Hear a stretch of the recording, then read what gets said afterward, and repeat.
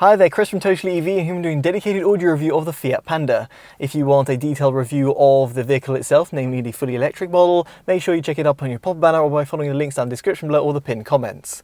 Now to kick things off, we have to talk about its audio configuration. And across the entire trim range, at least at the time of filming and in the UK, you've got a 6-speaker audio system with no room to upgrade. There are woofer drivers that are found within each of the 4 doors and tweeters that are found within the A-pillars. I've actually asked the manufacturer for some extra information when it comes to the wattage and the driver sizes, and should I get them, I'll pop them down as a note or indeed include it within the video description. Now, in terms of you wanting to tinker around with the audio drivers, you want to navigate on a 10.25-inch display. And here I have added loudness and taken off bass boost. I have taken 1 notch off treble, added 1 notch to mid-range, and added 2 notches to bass. Of course, these are my subjective settings, but this is what I found to provide me the best sort of reference sound, which I'll be touching upon why I've chosen these settings further down in this video. Now, for you to connect up to the infotainment system, you have got Bluetooth, although none of the higher quality codecs are supported. So therefore, you might actually want to resort onto using Android Auto and Apple CarPlay, which are supported over a wired and wireless format. Of course, the former being the better out of the two to get you the utmost audio fidelity. You can, of course, use the radio itself where you have got DAB. Now, in terms of the audio measurements that were recorded within the cabin, they'll be on your screen.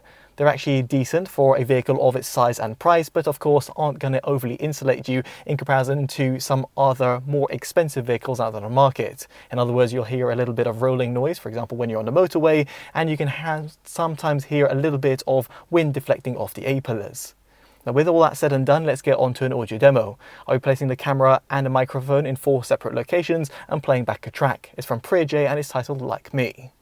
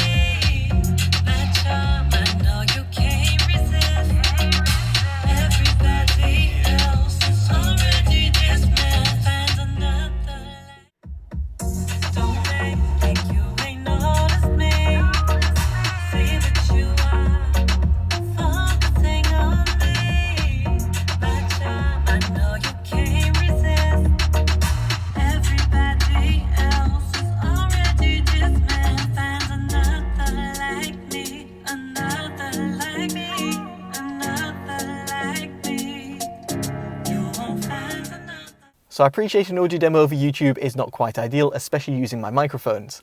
But nonetheless, over here I thought I'd provide it as it gives you a taste as to what to expect.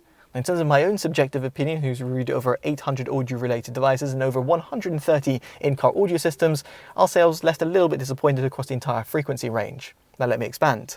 First off, in terms of the sub-bass tones, they're somewhat cut short. No surprise because you've got an omission of a subwoofer. As a result over here, the woofers that are found within each of the 4 doors try their best to give you a little bit of that extra low-end extension, but it's not quite there. In terms of the overall mid-bass, however, it's actually pretty punchy. In other words, that sort of low-end shunt.